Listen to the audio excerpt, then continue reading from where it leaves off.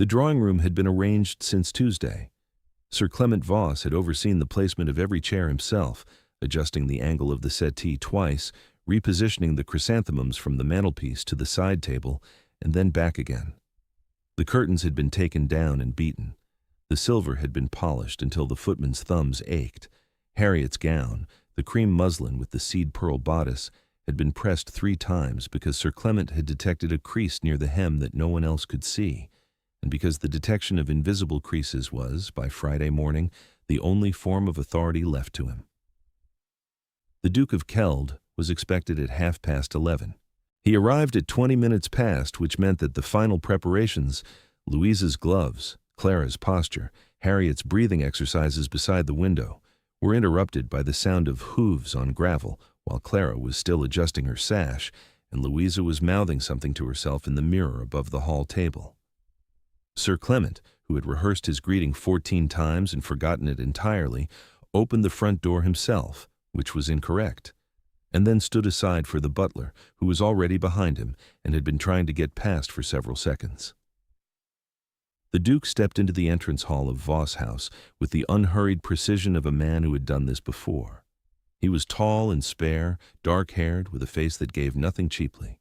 His coat was impeccably cut but unadorned. He wore no rings. He carried no flowers. He looked at Sir Clement the way one looks at a toll gate, a necessary interval between where one is and where one intends to be. "Sir Clement." "Your Grace, we are, that is, the household is deeply honored. Deeply. If you would, the drawing-room, I presume." "Yes, yes, of course. This way, Your Grace." They had discussed, in the days leading to this morning, whether the girls should be standing or seated when the Duke entered. Standing suggested eagerness, which Sir Clement worried might seem common. Seated suggested composure, which his wife, before her death 3 years earlier, would have preferred. In the end, Sir Clement had chosen standing, because seated required all 3 to rise at the same moment, and he did not trust Clara's knees. Harriet was nearest the window. She was 23, tall, fair, accomplished in exactly the ways that the season required. French, watercolors, the pianoforte, a talent for saying nothing that could be remembered and everything that could be approved of. She curtsied beautifully. Her smile had been practiced so long it had become almost real. Louisa was 21. She had her mother's coloring and her father's anxiety, which she concealed beneath a brightness that sometimes resembled wit. She curtsied a half-beat after Harriet, which was planned, and laughed lightly at nothing, which was not. Clara was 19 and trying very hard. She had been told to stand with her left foot slightly forward and her chin raised, and she was doing both with the concentration of someone balancing a stack of books on her head. Her sash had been retied. Her gloves were spotless. She looked, if one were being generous, like a portrait that had not yet dried. The Duke regarded all 3 with a courtesy so measured it was nearly mathematical. He asked Harriet about her accomplishments. She answered well. He asked Louisa about the grounds. She answered brightly. He asked Clara nothing at all, which Clara would remember for longer than she would admit. He accepted tea. He declined a biscuit. He complimented the chrysanthemums, which Sir Clement received as though the Duke had praised the entire county. 9 minutes after entering the drawing-room, the Duke set down his cup. "You have 3 daughters, Sir Clement?" Sir Clement beamed. "I do, Your Grace, all here before you. Fine girls, everyone. Their mother, God rest her, would be. I was told you had 4. The silence that followed had a texture to it, something dense and slightly damp like wool left out in rain. Harriet's smile held, but her eyes moved to her father. Louisa stopped breathing. Clara looked at the carpet. 4, Sir Clement repeated. "Yes, technically. That is, there is Petra, the youngest. She was not feeling well this morning." "I see. A headache, quite sudden. How unfortunate." The Duke's tone did not change. "I should like to meet her if her headache permits." "Your Grace, I assure you, the 3 young ladies before you represent the very finest, I have no doubt, but I was told 4, and I have met 3. Where is the 4th? Sir Clement's composure, which had been structural rather than genuine, began to fracture at the joints. He looked at the butler. The butler looked at the floor. Harriet, who had known all morning exactly where Petra was, said nothing. "She is in the kitchen, Your Grace." The Duke looked at Harriet. "The kitchen?" "Yes. Is she unwell? Harriet hesitated. Loyalty and honesty arrived at the same moment, and for once, honesty was faster. No, she refused to come up. Something happened in the Duke's expression that was too brief to name, not amusement, not surprise, but something adjacent to both and committed to neither. He set his teacup on the side table with a faint click. I should like to see the kitchen. Sir Clement made a sound, a small, strangled thing that might have been a word in another life. The Duke was already moving toward the door. The butler, who had served this household long enough to know which disasters could be prevented and which merely witnessed, led the way through the passage, past the servants' stairs, and down the narrow corridor where the air changed from beeswax and dried lavender to bread and wood smoke, and something savory that had been simmering since dawn. The kitchen at Voss House was not large. A stone-flagged room with a hearth wide enough to roast a sheep, a scarred oak table that had been there longer than any living Voss, and copper pans hanging from iron hooks above the range. Dried herbs, thyme, rosemary, sage, hung from the ceiling beams in bunches that were practical rather than decorative. The warmth was immediate and physical, a different kind of air entirely from the drawing room's careful ventilation. Petra Voss was standing at the table with her sleeves rolled to her elbows and flour on her forearms. She was not pretty in the way her sisters were pretty, not arranged, not polished, not pointed in any particular direction. Her hair was pinned loosely and coming undone on one side. Her dress was plain, dark blue wool, no embroidery, no lace, the kind of dress one wears when one expects to be useful rather than observed. She was pressing dough with the heel of her hand, turning it, pressing again, with the efficient rhythm of someone who had done this many times and did not require an audience. She did not look up when the door opened. "Miss Petra," the butler said, with the careful voice of a man delivering news he suspects will not be well received. "The Duke of Keld." Petra's hands paused for exactly one beat. Then she continued pressing the dough. "The flour is on the table, not the curtsy room," she said. "He is welcome to come back when I am finished, or he is welcome to sit, but I am not leaving this halfway through, or it will not rise." The Duke stood in the doorway. The kitchen was warm. The light came from the hearth and from a window set high in the wall, and it fell on the table and on Petra's hands and on the flour that drifted in the air like something almost celestial. He looked at this woman who had not looked at him, who had not curtsied, who had not smiled, who had not performed a single gesture of the careful theater that every other room in this house had been staging since Tuesday. "May I sit?" he said. "The bench is clean enough." He sat. The bench was, in fact, perfectly clean, though narrow, and the Duke of Keld, who had dined with the Prince Regent, who had spoken in the House of Lords on the Corn Laws, who owned 11,000 acres and 4 principal residences, folded himself onto it with the slight awkwardness of a man who had not sat on a kitchen bench since childhood and was not entirely sure his knees would cooperate. Petra continued working the dough. The silence lasted perhaps a full minute, which in a drawing room would have been catastrophic and in a kitchen was merely comfortable. "You did not wish to be presented," the Duke said. "No." "May I ask why?" "Because being presented suggests I am something to be inspected, and I would rather not begin an acquaintance on those terms." She turned the dough, folded it, pressed. "My sisters have been rehearsing for 3 days. Louisa practiced her laugh 11 times yesterday evening. Clara memorized the names of your estates in case you asked about her interests, which you did not, which she will cry about later. I did not see the purpose of joining an exercise designed to make us all pretend we were something we are not." "What are you?" "At this precise moment, I am someone making bread." "So I see." She looked at him then, for the first time, and her eyes were steady and dark and entirely without performance. She looked at him the way one looks at a person, not a title, without deference, without calculation, without the faintest suggestion that his presence in her kitchen was anything other than moderately inconvenient. "You have flour on your hands," he observed. "I have flour on most things. It is the nature of flour." "So I understand." She returned to the dough. He remained on the bench.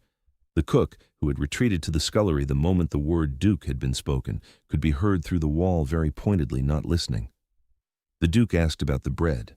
"My mother's recipe," Petra said without looking up. "Adapted twice. The first time made it worse.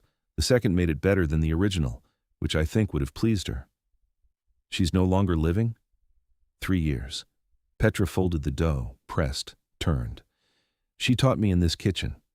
Not because she thought it was a necessary accomplishment for a gentleman's daughter, but because she believed a woman should be able to feed herself without relying on someone else's goodwill to do it. A practical philosophy. A correct one. She shaped the dough into a round and set it in a proving bowl, covering it with a cloth that had been washed so many times it was nearly translucent. Her hands moved with the unself-conscious sureness of someone performing a task so deeply learned it had become part of how she thought. Most philosophies that are correct are also practical.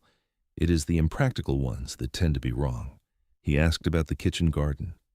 She told him which beds were hers, which were the cook's, what grew well in the soil and what did not. The lavender by the south wall was her mother's, transplanted from a cutting that had come originally from her grandmother's garden in Dorset. The sage was self-seeded and aggressive and had to be cut back every August, or it would take the entire border. The carrots were doing well. The parsnips were not. You know a great deal about the garden. I know a great deal about this garden. I know very little about gardens in general. There is a difference. He asked whether she read. Extensively. She wiped her hands on her apron, a practical gesture, entirely without self-consciousness. Though my taste is unfashionable. Natural philosophy. Agricultural treatises. My mother kept journals during the planting years. Soil temperatures, rainfall, which varieties took and which did not. I've read them all several times. They are more interesting than most novels, though I suspect that is not a widely shared opinion. What is your opinion of novels? That they are written by people who have never thinned a carrot row and do not understand that patience is not a virtue but a skill, and that most love stories would be improved considerably by a chapter on drainage. Something shifted in his expression, not a smile, but the architecture of one, the scaffolding assembled without the facade yet applied. He did not ask about her accomplishments. He did not ask about French or watercolors or the pianoforte. He asked what she thought about the drainage on the lower field, which she could see from the kitchen window, and she told him it was poor and had been poor since her father had dismissed the land agent who understood it. She told him which fields flooded in February and which held water until March. She told him about the ditch her mother had dug along the western boundary, personally, with a spade, which had scandalized Sir Clement and solved the problem entirely. "Your mother dug a ditch," the Duke said. "She did. With a spade. There is no other effective instrument. I have tried." He stayed for an hour. The light moved across the kitchen floor and the fire settled into its coals, and the bread proved beneath its cloth, and neither of them remarked on any of it because the conversation had acquired the quality of something that did not require management. It simply continued, like water finding its level, without effort and without pretense. When he rose, his coat had a faint dusting of flour on the sleeve. He did not brush it off. "Thank you, Miss Petra." "You are welcome, Your Grace. The bread should be ready by 4 if you are still in the county." He was not still in the county. He left Voss House at 12:30, having spoken to Sir Clement briefly in the entrance hall, a conversation that Sir Clement would later describe to Harriet as incomprehensible, and was in his carriage before any of the 3 elder daughters had removed their gloves. He returned the following morning at 9 o'clock. This time there was no preparation, no arrangement, no rehearsal. Sir Clement was still in his dressing gown. Harriet was at breakfast. Louisa was not yet downstairs. Clara was reading in the garden and would not learn of the visit until luncheon. The Duke asked for Petra. She was, the butler informed him, in the kitchen garden. The Duke walked there himself, through the same passage and down the same corridor, and if the cook noticed that his Grace had memorized the route after a single visit, she did not say so, though she mentioned it to the butler later with an expression that contained a good deal of meaning and very few words. He found her on her knees in the soil, thinning carrots with dirt on her hands and her hair tied back with a piece of kitchen twine. She was wearing the same plain blue wool. The morning light was pale and clear, and it caught the edges of things, the dew on the carrot tops, the stone of the garden wall, the copper watering can set on the step with a precision that suggested it was always set there, every morning, in exactly that place. She looked up at him with an expression that was not surprise. She was not, he would learn, a woman easily surprised, but something closer to resigned curiosity, as though a fact she had considered unlikely had turned out to be true, and she was adjusting her understanding accordingly. "You came back," she said. "I did." "Why?" He considered the question with the same seriousness she had asked it. "Because you did not ask me to." She regarded him for a moment, studying him with the same direct attention she had given him the day before, which was not the attention of a woman assessing a prospect, but the attention of a woman deciding whether something was what it appeared to be. "There is a bench by the wall," she said. "It is less comfortable than the one in the kitchen." He sat on it anyway. She returned to the carrots. The garden was quiet except for birdsong and the soft sound of soil being displaced, and they talked again, about the wall that needed repointing, about a book she had read on the cultivation of asparagus that she thought was mostly wrong, about nothing of any consequence and everything that mattered. And when he left an hour later, he asked whether he might call again, and she said he might, and neither of them smiled, but something had been settled that did not require a smile to confirm it. They were married 6 weeks later in the chapel at Keld Hall. The wedding was small. Sir Clement, the 3 sisters, a scattering of local gentry, and the Reverend Mr. Howe, who had baptized every Dunmore for 40 years and was not about to stop now.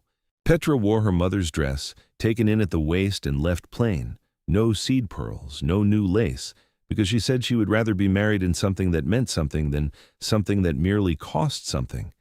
And the Duke had not argued, because he had already learned that arguing with Petra was an exercise in arriving, eventually, at the conclusion she had reached before him. The Tun learned of the marriage through the Gazette and responded with the particular incredulity that society reserves for choices it cannot explain through ambition, beauty, or breeding.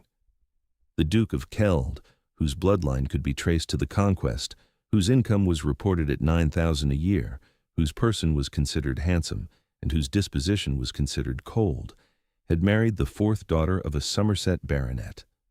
The 4th. The one nobody had heard of. The one who had, according to Louisa's indiscreet letter to a friend, been found in the kitchen. The first formal dinner was held at Keld Hall in October, 8 weeks after the wedding. 24 guests, earls, viscounts, a marchioness, the wives and daughters of men who sat beside Rafe in the House of Lords. The dining room had been prepared with the quiet excellence that Mrs. Orrin had maintained for 11 years, the silver and crystal catching candlelight in long repeating lines down the table. Petra sat at the head of that table in a gown of deep green silk, the only concession she had made to the occasion, and only because Mrs. Orrin had explained, with the gentle firmness of a woman who understood which battles mattered, that the Duchess of Keld could not wear plain wool to a formal dinner without the county interpreting it as an insult. The Marchioness of Pemberton was seated to Rafe's left. She was a woman of 60, whose opinions had outlived 2 husbands and showed no signs of weakening.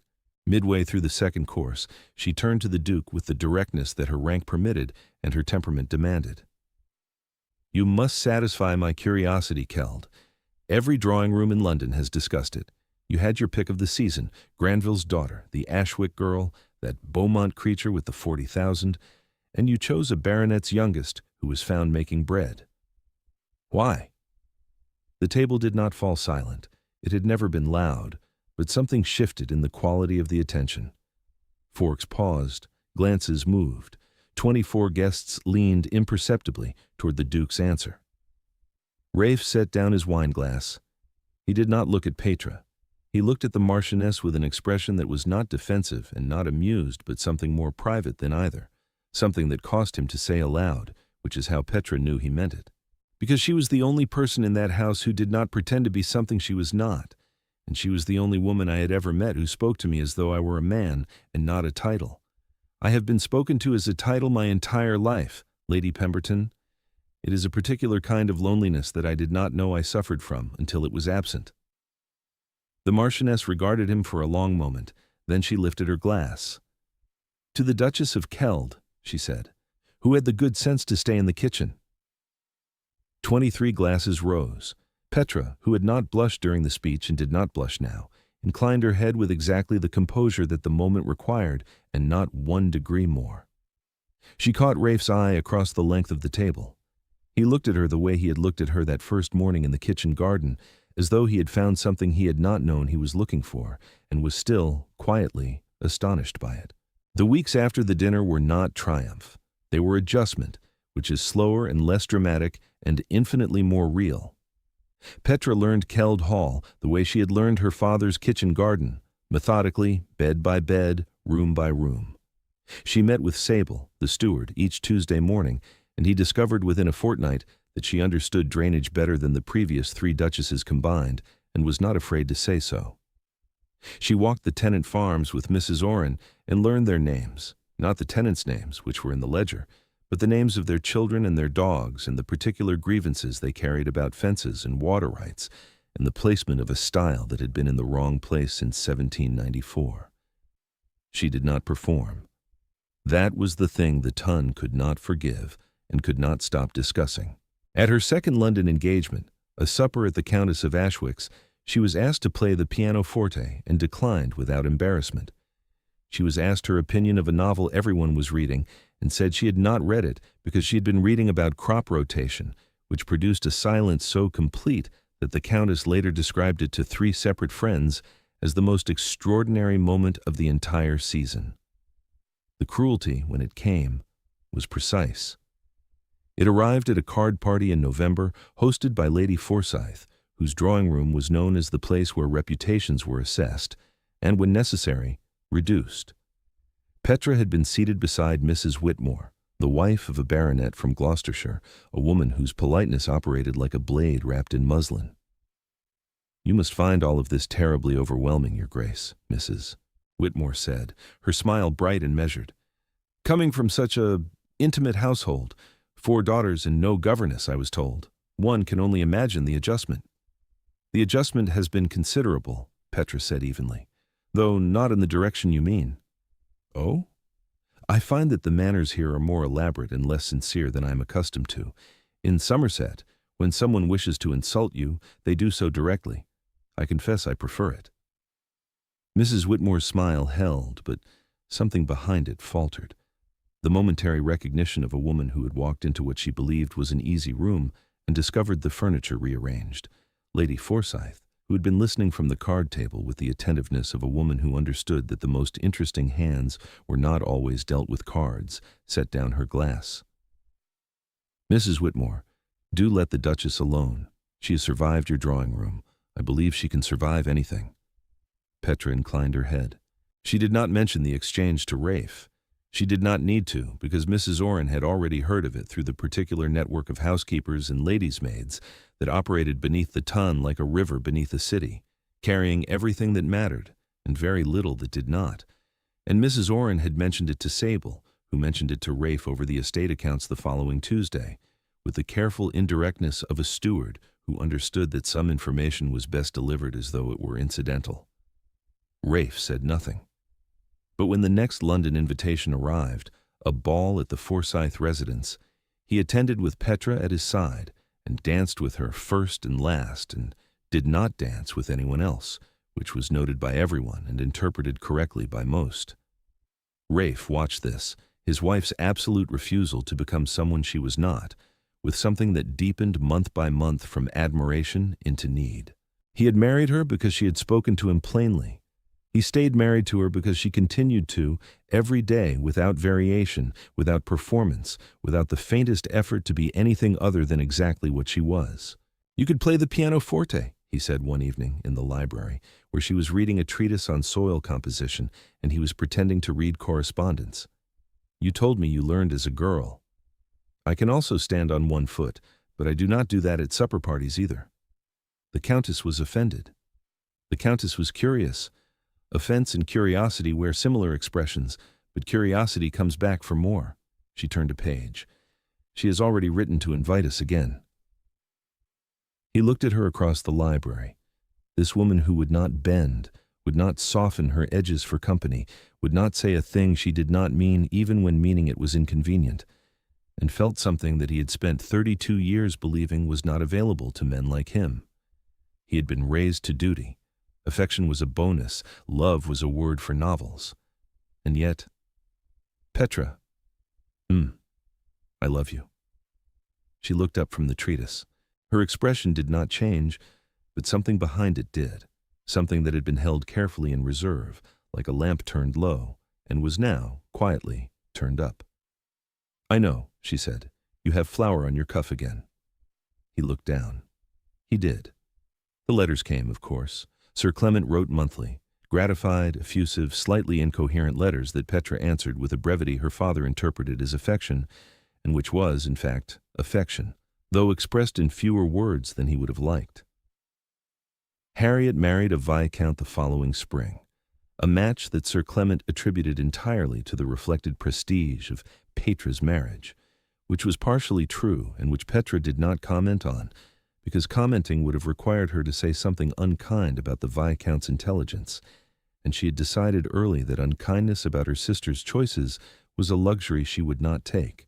Louisa married a clergyman, which surprised everyone except Petra, who had always known that Louisa's brightness was a performance, and that underneath it was a woman who wanted a quiet house and a man who listened. Clara did not marry. She came to stay at Keld Hall for 3 months each summer, and spent most of it in the library, reading the novels Petra did not read, and the two sisters, who had never been close as girls, found in adulthood a companionship built on the understanding that they were both, in their different ways, women who had refused to be what the world expected. The twins arrived in the 2nd year. A boy and a girl, William and Marguerite, born on a freezing January morning while the snow came down on Keld Hall in sheets, and Rafe paced the corridor outside the bedchamber with the focused uselessness of a man who understands that some things cannot be managed and must simply be endured. Mrs. Orrin brought him the news. 2, both well. The Duchess was already asking about the bread she had started that morning, and whether someone had taken it out of the oven. He went in. Petra was sitting up, a child in each arm, looking more tired than he had ever seen her and more entirely herself. Her hair was down, her face was pale. She looked at him without performance, without arrangement, without a single concession to the magnitude of the moment. "They are very small," she said. "They are. William has your frown." He looked at his son. The child did in fact appear to be frowning, though whether this was temperament or wind was impossible to determine at 9 minutes old. "And Marguerite?" "Marguerite has my hands." She held up the girl's fist, tiny, perfect, already clenched as though she intended to hold on to something and was not yet sure what. "She will be difficult." "Good," Rafe said. 3 years later, on a Tuesday afternoon in spring, the Duke of Keld sat in the kitchen of his own great house, not the formal kitchen where the cook prepared dinners for 40, but the smaller one off the herb garden that Petra had claimed in her first month and made her own. It had a stone floor and a hearth and a table with enough scars to tell a history. Dried lavender hung from the beam. A pot of something fragrant sat at the back of the range. William was on the floor with a wooden horse, conducting a siege against the table leg. Marguerite was on Petra's hip, pulling at a sprig of rosemary with the determined focus she applied to everything, including sleep, which she resisted as a matter of principle. Petra was making bread. She was always making bread. It was the thing she did when she was thinking, and she was always thinking. And the household had learned that the volume of bread produced on any given day was a reliable index of the complexity of whatever Petra was considering. Today, it was 2 loaves, which meant moderate consideration. 3 loaves meant she was solving something. 4 meant someone should probably ask. Rafe sat on the bench, the same bench she had offered him in her father's kitchen, or one like it, because Petra understood that some things should be carried forward. He had papers on the table beside him. Correspondence from the House of Lords, a letter from his steward at the northern estate, something from Harriet's husband about a boundary dispute that would require diplomacy or possibly a solicitor. He was not reading any of them. He was watching his wife make bread and his children destroy the kitchen, and he was thinking about a morning 4 years ago when he had walked into a room that smelled of flour and wood smoke and found a woman who had not looked up. "You are staring," Petra said without turning. "I am observing. You are staring. There is a difference, and you know it. I am admiring. That is worse." But her mouth moved just slightly in the way that meant she was not displeased. Marguerite threw the rosemary on the floor. William's wooden horse defeated the table leg. Somewhere in the house, Mrs. Orrin was conducting the daily orchestration that kept Keld Hall running with the efficiency of a military campaign and the discretion of a cathedral. Sable was in the estate office reviewing the quarter's accounts. The world beyond the kitchen continued as it always had. The season in London, the politics in Westminster, the Ton's endless appetite for gossip and judgment, and the ranking of women by criteria that had nothing to do with what they were and everything to do with what they appeared to be. In the kitchen, none of that reached. There was bread and children and lavender, and the sound of a man turning a page he was not reading, because the woman in front of him was more interesting than anything written on it. Petra.